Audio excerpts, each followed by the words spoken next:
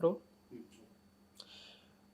2024 के लोकसभा इलेक्शन को लेकर सभी राजनीतिक पार्टियां ने अपनी तैयारी कर ली है और कई जगह रैली भी की जा रही है। और इसी दौरान कई राज्यों में मणिपुर, महाराष्ट्र में हिंसा देखने को मिल रही है। इन्हीं सब चर्चों पर मुद्दों पर चर्चा करने के लिए हमारे साथ वामसेव के और भारत मुक्ति मोर्चा के नेशनल प्रेसिडेंट वामन मेश्राम जी हैं।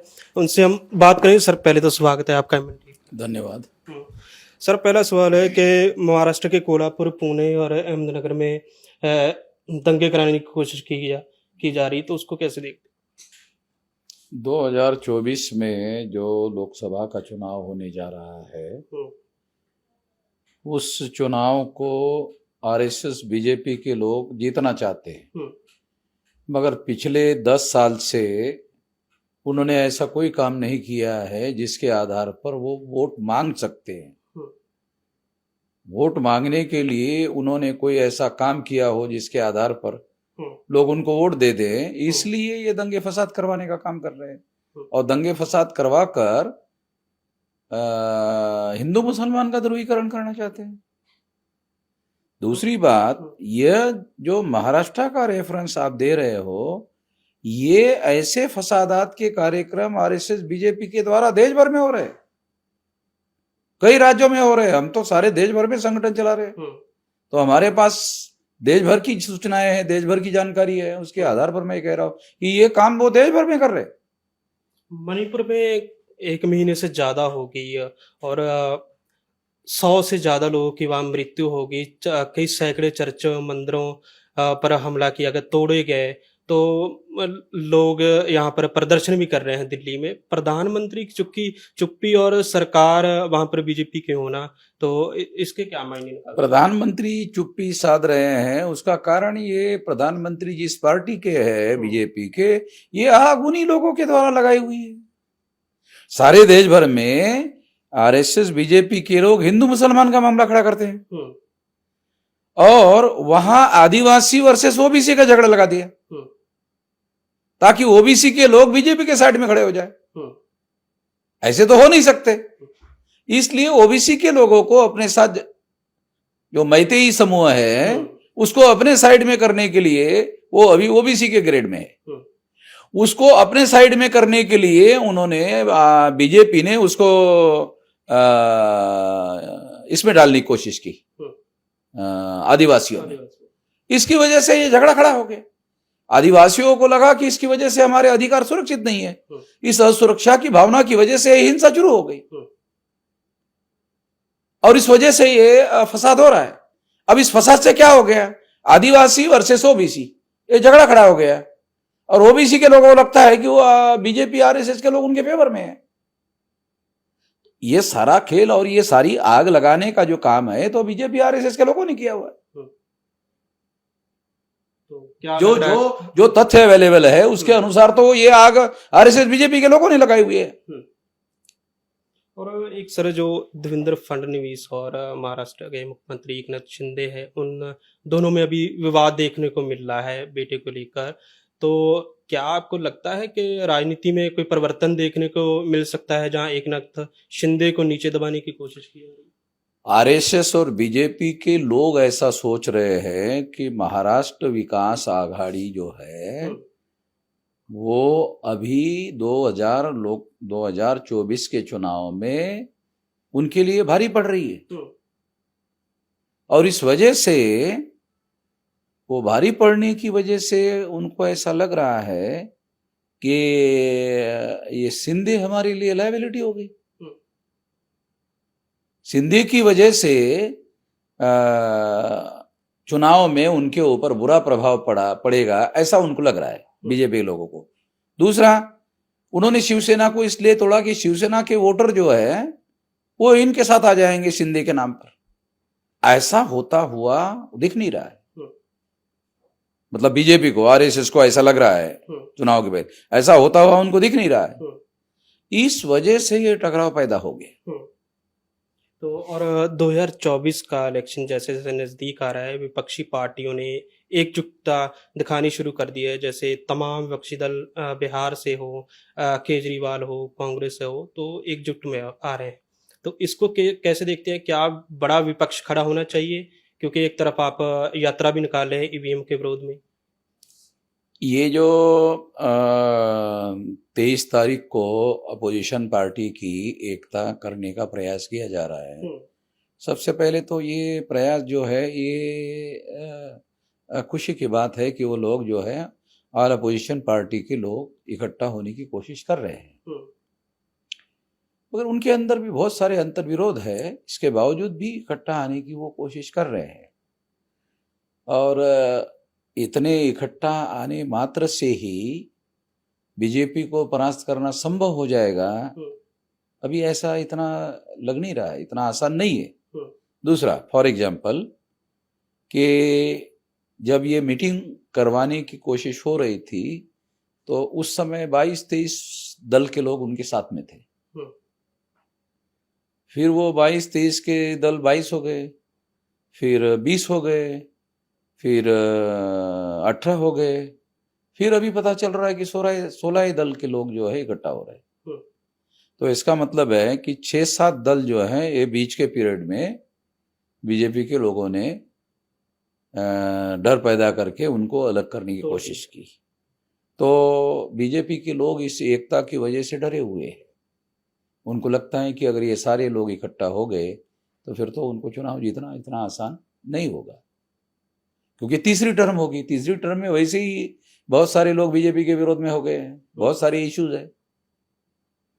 उनको ऐसा लग नहीं रहा है कि तीसरे इश्यूज को आसानी से जीता जा सकता है। तो इसलिए एक तो ये लोग इकट्ठा हो रहे हैं, इसकी वजह से भी हिंदू मुसलमान का फसाद करवाने का कार्यक्रम किया जा रहा है। दूसरा, इकट्ठा ना आने पाए इसके लिए इन दलों के लोगों को फाइलें ओपन करने का, सीबीआई और सीआईडी का और ईडी का डर दिखाकर भी उनको अलग किया जा रहा है। तो बीजेपी के लोग डरे हुए तो है। इसके बावजूद भी अपोजिशन पार्टी के लोगों को ऐसा लग नहीं रहा कि हम लोग केवल इकट्ठा आने मात्र से हम लोग चुनाव जीत जाएंगे, ऐसा उनको लग रहा है। तो ये अगर लग रहा है तो कोई गलत बात तो नहीं है, उनकी समस्याएं है, मगर ये वेलकम मूव है, अच्छा है कि वो इसको सफल हो सकते हैं क्या? अगर वो इकट्ठा आते हैं और भी लोगों को, तमाम लोगों को इकट्ठा करने की कोशिश करते हैं तो वो सफल हो सकते हैं। मगर उत्तर प्रदेश में अगर अपोजिशन पार्टी के लोग इकट्ठा नहीं आए, जैसे फॉर एग्जाम्पल कि उत्तर प्रदेश में अखिलेश यादव के पास 32% वोट है और बीजेपी के पास 50% वोट है, और अभी अपोजिशन पार्टी में कोई ऐसी पार्टी नहीं है मजबूत पार्टी जो गठबंधन में इनके साथ में है, अखिलेश यादव के साथ में। तो इसकी वजह से अखिलेश को अकेले ही मुकाबला करना पड़ेगा, तो बीजेपी को ज़्यादा सीटें मिलने के चांसेस है। और अगर बीजेपी यूपी में ज़्यादा सीटें लेने में कामयाब हो गई तो शायद सेंटर में अपोजिशन की सरकार नहीं बन पाएगी। उत्तर प्रदेश का समाधान वो कैसे कर पाते हैं इसके ऊपर सरकार निर्भर है। 3 राज्य इस पे मेजर रोल प्ले कर सकते हैं। बिहार में 40 सीटें, महाराष्ट्र 48 सीटें और यूपी 80 सीटें हैं। तो 40 और 80 120 और 48 168 तो 3 ही स्टेट के। ये 3 स्टेट का मैनेजमेंट कैसे होता है इसके ऊपर बहुत सारी बातें निर्भर है। इसमें अभी सबसे बड़ी कमजोरी जो है वो यूपी में है। तो जैसे अभी और बीजेपी गठबंधन जो है दिन ब दिन यूपी में, बिहार में मजबूत हो रहा है, लगातार मजबूत हो रहा है। और जो राज्यों में चुनाव हो रहे हैं, कर्नाटका में जैसे कांग्रेस सरकार बनी है। बिहार में अपना जो रामविलास पासवान का बेटा है वो भी बीजेपी गठबंधन में जाने की लाइन में लगा हुआ है। और जो जीतन राम मांझी है वो भी, तो इससे तो मतलब बहुत बड़ा जो शेड्यूल कास्ट का वोट बेस है वो शेड्यूल कास्ट का वोट बेस बीजेपी की तरफ जाने की दिशा में आगे बढ़ रहा है। इसका अगर कोई उपाय अपोजिशन पार्टी के गठबंधन वालों ने नहीं किया तो बिहार भी हद से जा सकता है, क्योंकि ये चुनाव जो है मोदी वर्सेस लड़ा जाने वाला है। अगर ये मोदी वर्सेस राहुल गांधी के नाम पर चुनाव लड़ा जाता है फिर तो 200% गारंटी है मोदी ही जीतेगा, क्योंकि दूर दूर तक मोदी वर्सेस राहुल गांधी में कोई समानता नहीं है।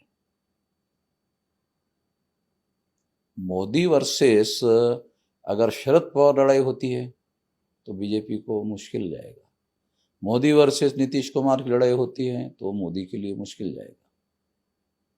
ये बातें हैं। तो जैसे कर्नाटका में पिछले कुछ समय कांग्रेस सरकार बनी तो कांग्रेस को एक अमीर जगह है कि शायद सेंटर में और लोगों में है कि शायद केंद्र में परिवर्तन हो सकता है। तो क्या आप देखते हैं कि जैसे राज्यों में समीकरण चेंज हो रहा है तो विपक्ष को ऐसे हौसला? हाँ, कर्नाटक गवर्नमेंट, कर्नाटक में बीजेपी के चुनाव हारने से और कांग्रेस के चुनाव जीतने से कांग्रेस के लोगों के हौसले बढ़े हुए हैं। केवल हौसले बढ़े होने से कांग्रेस बहुत बड़े शक्तिशाली बन गई है। कांग्रेस राज्यों का विश्लेषण करने के बाद पता चलता है कांग्रेस का संगठन बहुत लचर और बहुत कमजोर है। जैसे अगर 80 सीटें लड़ना है या यूपी में तो उनको तो कैंडिडेट भी नहीं मिलेगी। इतना कमजोर स्थिति है कांग्रेस की कि अगर उनको 80 लोकसभा की सीटें लड़नी है तो 80 जगह उनको कैंडिडेट मिलेंगे क्या, ये सवाल है। इतनी कमजोर है। अगर हर आदमी को मान लो कांग्रेस पैसा देकर खड़ा करवा दे तो खड़ा तो करवाया जा सकता है। किसी को भी मान लो 1-1 करोड़ 2-2 करोड़ दे करके अगर खड़ा करवा दिया जाए तो वो लोग पैसा ले करके चुनाव नहीं लड़ेंगे, पैसा ले लेंगे। और आपके द्वारा पिछले कुछ समय पहले कि महाराष्ट्र पुलिस पर आरोप लगाया गया कि वो सत्ता के अधीन होकर जो काम कर रही है और इसके खिलाफ आपने चरणबद्ध आंदोलन भी कर रहे हैं और एक मोर्चा देवेंद्र फडणवीस के घर पर ले जाने की बात कही है। तो क्या मामला है? ये तो रत्नागिरी में वहाँ के जो अधिकारी लोग हैं उन्होंने हमारे बामसेफ संगठन को तोड़फोड़ करने वाले जो लोग हैं उन्होंने बामसेफ संगठन का गैर कानूनी तरीके से नाम लेकर के मीटिंग बुलाई। हमने 1 हफ्ता पहले पुलिस अथॉरिटीज को लिख कर दिया कि उसको रोको, मगर उन्होंने नहीं रोका। इसका मतलब है कि उनको कानून के दायरे, कानून और संविधान के दायरे में प्रशासन को काम करना चाहिए। अगर कोई इलीगल काम है तो उसके विरोध में उनको काम करना चाहिए, मगर उन्होंने ऐसा करने के बजाय आरएसएस और भाजपा के कहने पर अधिकारियों ने काम किया। इस बात को ध्यान में रखते हुए हम लोग वहां मोर्चा लेके जा रहे हैं। और होम मिनिस्टर फडणवीस है, फडणवीस के नियंत्रण में वो पुलिस है। इसका मतलब फडणवीस के आदेश पर वो लोग काम कर रहे हैं, इसलिए फडणवीस के घर पर भी लेके जाएंगे। लोग क्या कहना चाहते हैं? जो बीजेपी आप कह रहे हैं कि बीजेपी उनको सपोर्ट कर रही है, किसको? जो गद्दार गैंग के लोग हैं। हाँ। तो बीजेपी उनको सपोर्ट कर रही है, तो क्या आप लोगों के पास पुख्ता सबूत हैं जिससे आप उन पर आरोप लगा रहे हैं? 2 प्रकार के सबूत होते हैं। एक प्रकार का सबूत तो ये है कि आप उनके फेवर में काम कर रहे हो, फॉर एग्जाम्पल कि वहां पुलिस अथॉरिटी के लोग उनको साथ क्यों दे रहे, ये सबूत नहीं है। अगर वो लोग बामसेफ का इलीगल तरीके से नाम लेकर के काम कर रहे हैं और हम सबूत दे रहे, सबूत देने के बाद भी उन्होंने पूछा क्या सबूत है, तो हमने सबूत दे दिए। सबूत देने के बाद भी उन्होंने कोई कार्रवाई नहीं की, क्या ये सबूत नहीं है? सबूत उन्होंने मांगे कि क्या सबूत है, तो हमने सबूत दिए कि ये हमारा संगठन है, बामसेफ हमारा संगठन है, हमारे संगठन का नाम ले रहे और ये संगठन के नाम का सबूत है, लेके मीटिंग कर रहे करके। इसके बावजूद भी उन्होंने कार्रवाई नहीं की, तो ये तो सबूत हो गया ना कि प्रशासन के लोग जो है उनको मदद कर रहे हैं। प्रशासन यानी पुलिस अथॉरिटी का डिपार्टमेंट किसका? फडणवीस का। तो इसका मतलब फडणवीस के इशारे पर काम हो रहा है, अधिकारी काम कर रहे हैं। कानून और संविधान के दायरे में नहीं कर रहे, इससे बड़ा क्या सबूत हो सकता है? यही तो सबूत है।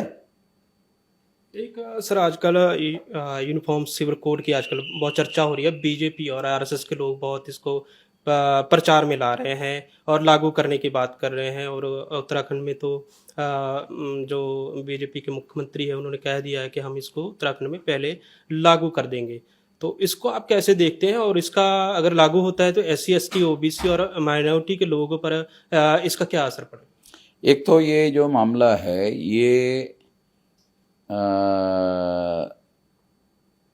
10वें साल में प्रवेश किया, 9 साल तक तो कुछ भी नहीं किया। अगर इनको करना था तो वो 9 साल कर सकते थे, अभी तक तो नहीं किया। तो इसका मतलब है ये करना नहीं चाहते हैं, ये केवल हिंदू मुसलमान का ध्रुवीकरण करने के लिए वो ऐसा कर रहे। तो हिंदू मुसलमान का ध्रुवीकरण कब होगा?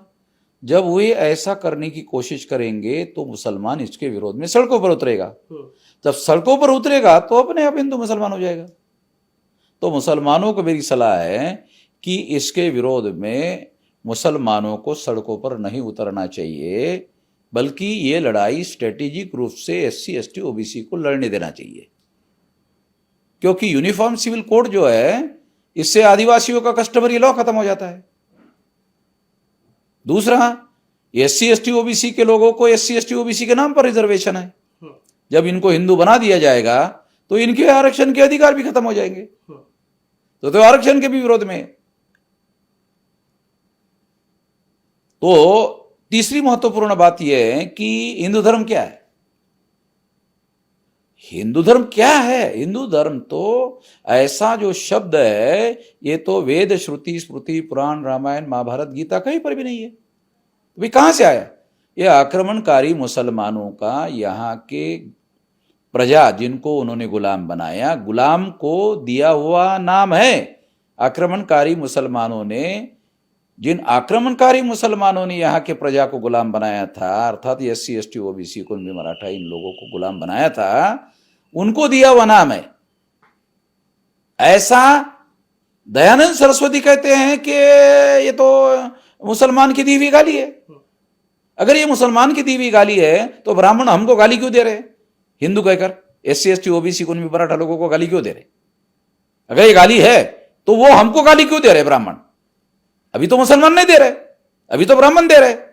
ब्राह्मण हमको जबरदस्ती हिंदू बनाने की कोशिश कर रहे, यूनिफॉर्म सिविल कोड के नाम पर हमारे ऊपर थोप रहे, जबरदस्ती थोप रहे। तो हम बर्दाश्त नहीं करेंगे इस बात के, इसका तो विरोध करेंगे। क्या ये हिंदू धर्म नाम का जो धर्म है वो कहां है? किधर है? वेद श्रुति स्मृति पुराण रामायण महाभारत गीता में तो हिंदू शब्द है नहीं। 7वीं शताब्दी के बाद हिंदू शब्द मुसलमानों के द्वारा आया। इसका मतलब यह है कि ये अभारतीय शब्द है, ये विरोधी शब्द है, ये मुस्लिम लोगों के द्वारा दिया हुआ शब्द है। तो इसलिए ये शब्द एक तो हमें मंजूर नहीं है। दूसरी बात कि ब्राह्मण धर्मी लोग हिंदू शब्द के आवरण में अपने को छुपाकर ब्राह्मण धर्म हमारे ऊपर थोप रहे। पूरे ताकत से, पूरे शक्ति से इसका विरोध किया जाएगा। आवश्यकता पड़ी तो इसके विरोध में भारत बंद का ऐलान किया जाएगा। SC ST OBC के नाम पर भारत बंद का ऐलान किया जाएगा। ये बर्दाश्त नहीं किया जाएगा। ये ब्राह्मणों की शैतानी है, ये शैतानी को बर्दाश्त नहीं करेंगे। क्या आपको लगता है कि जैसे प्रचारा जा रहा है और RSS के लोगों की मुख्य मांग रही है कि हिंदू राष्ट्र, क्या अगर ये लागू होता है तो पर्दे के पीछे से हिंदू राष्ट्र लाने का रास्ता साफ हो जाएगा? सवाल ये नहीं है कि हिंदू राष्ट्र, ब्राह्मण, हिंदू राष्ट्र के पुरोहित कौन है? ब्राह्मण ही है ना। हिंदू राष्ट्र क्या वर्ण व्यवस्था नहीं मानता है? क्या हिंदू धर्म वर्ण व्यवस्था नहीं मानता है? मानता है। क्या हिंदू धर्म जाति व्यवस्था नहीं मानता है? मानता है।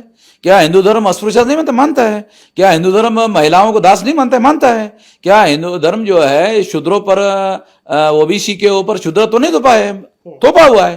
तो यही तो हिंदू धर्म है।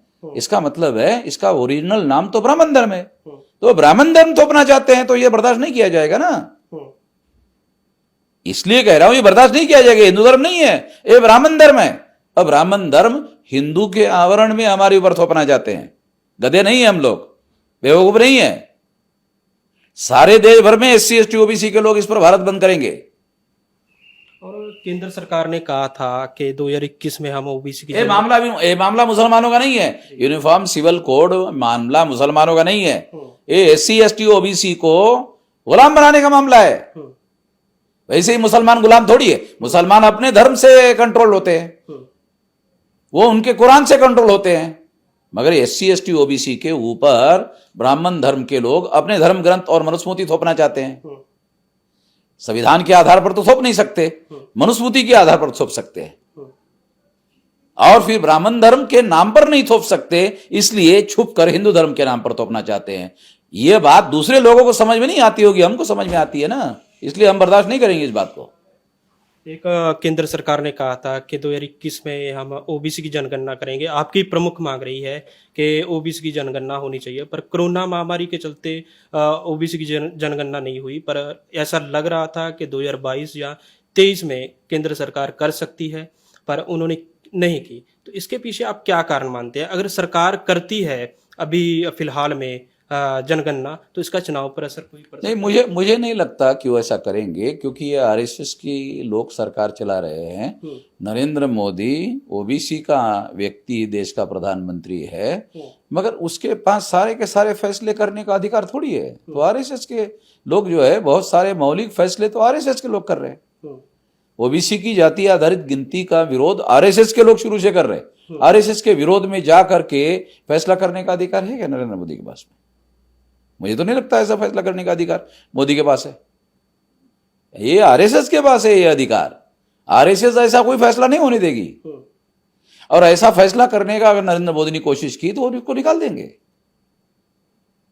प्रधानमंत्री पद से हटा देंगे।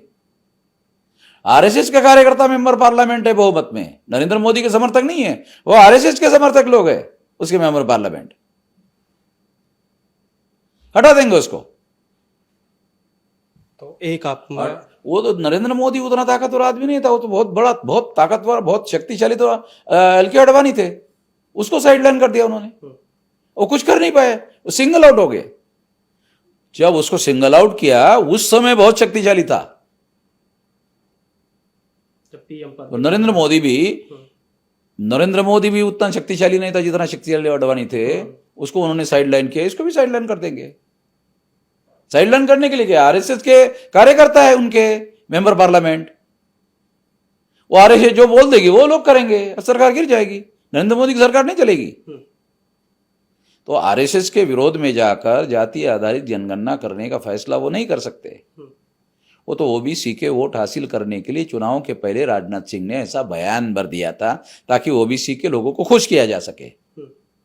OBC के वोट हासिल करने के लिए दिया हुआ बयान था चुनाव के पहले।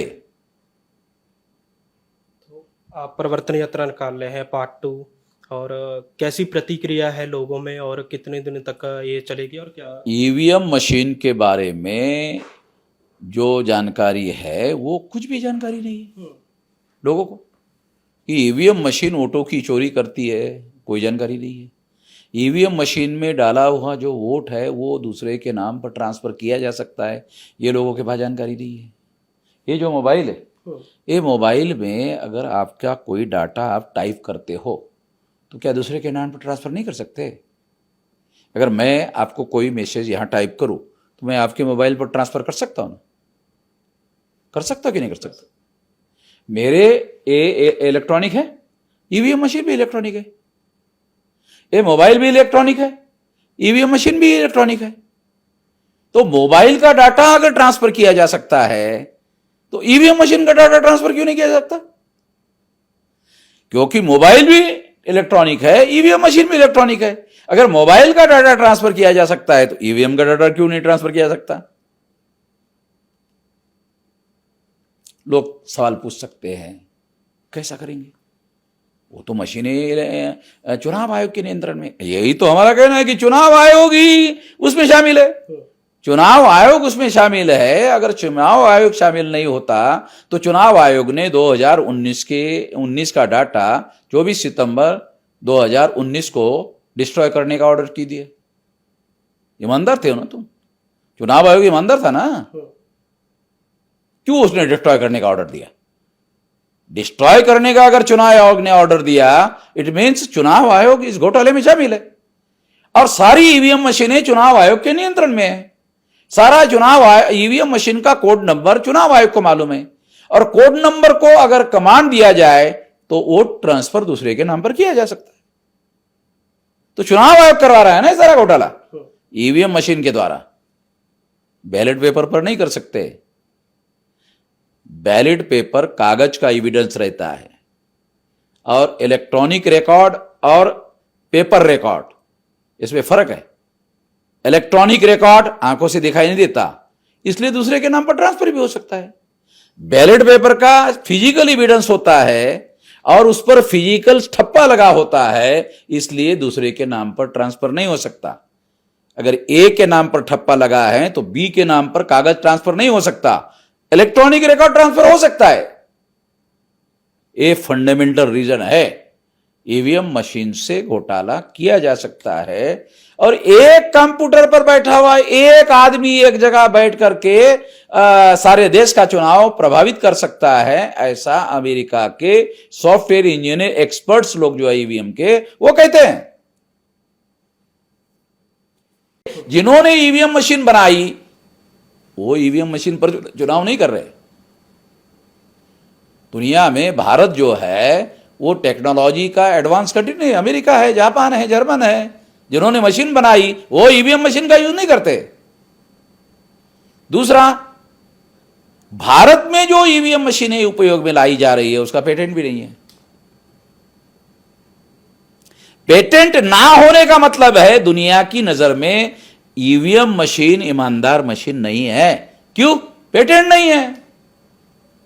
पेटेंट एक सर्टिफिकेट है कि वो मशीन जीनियन है, जिस पर्पस के लिए बनाई गई है उस पर्पस के लिए वो काम कर सकती है, ऐसा सर्टिफिकेट होना है ही नहीं उनके पास। तो ऐसा सर्टिफिकेट नहीं उनके पास। तो 2024 में अगर नहीं हटती है तो क्या आपका कदम रह सकता है आगे का? 2024 के पहले हम लोग बड़ा भारतव्यापी इसके विरोध में आंदोलन करेंगे। पहले तो हम लोग इसको लिख कर देंगे कि भैया आप लोग स्वीकार करना चाहते हो तो ये मशीनें जो है उसका डिज़ाइन सुप्रीम कोर्ट के निगरानी में डिसाइड करना चाहिए, तो ही इसके लिए हम अलाउ करेंगे। जी। हर मशीन जो है उसको सुप्रीम कोर्ट के निगरानी में और नागरिक पैनल के निगरानी में होना चाहिए, नहीं तो इसके विरोध में भारत बंद करेंगे। बहुत बहुत शुक्रिया बात करने के लिए। तो ये थे हमारे साथ बामसेफ और भारत मुक्ति मोर्चा के नेशनल प्रेसिडेंट माननीय वामन मेश्राम साहब, जिन्होंने तमाम मुद्दों को लेकर अपनी चर्चा रखी है। रविंदर सिंह, MNTV, दिल्ली।